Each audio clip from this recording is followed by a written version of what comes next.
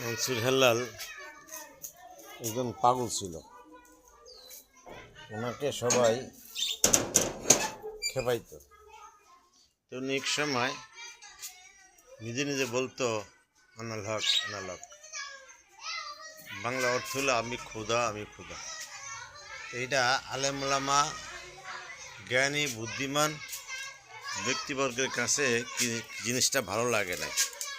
অনেক তাকে তহসিল করছে, ভাই তুমি এই কথা বলো না, কিন্তু উনি সবসময় এই কথা বলতো।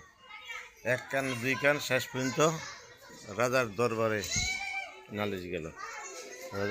রাজার দরবারে নালিশ গেল। রাজা তাকে ডেকে বলল, তুমি এই কথা বন্ধ করো, এই কথা বলতে পারবা না।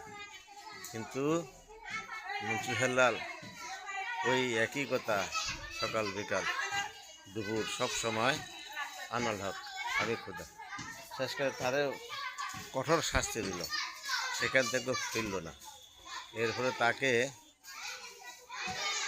টুকরা টুকরা করলো।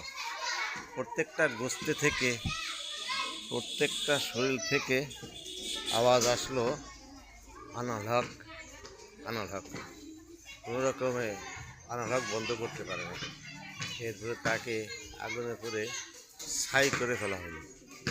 আগুনে পুড়ে ছাই করার পরে ওই ছাই থেকেও বলতেছে আনাল হক আনাল হক। আমরা পথে ঘাটে অনেক পাগল দেখি, তুচ্ছ তাচ্ছিল্য করি, বিভিন্নভাবে আমরা তাকে উত্ত্যক্ত করি।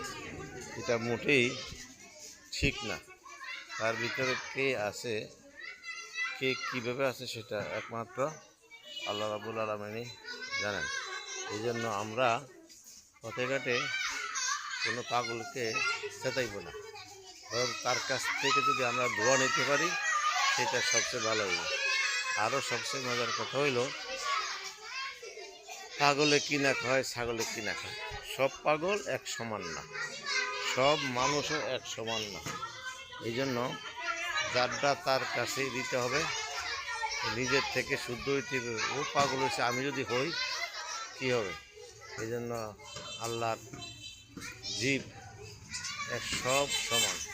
আল্লাহ আমাকে দয়া করে যে মানুষ বানাইছে, এই জন্য তো আল্লাহর শুকরিয়া আদায় করা উচিত। আলহামদুলিল্লাহ। আমরা কয়জনে করি, আশা করি আমরা করব।